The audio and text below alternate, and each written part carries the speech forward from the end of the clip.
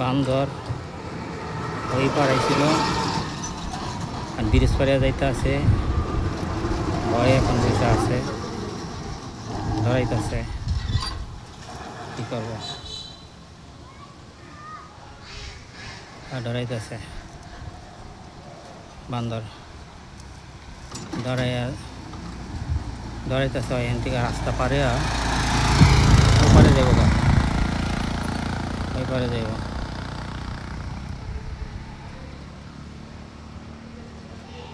এপারে যাব যা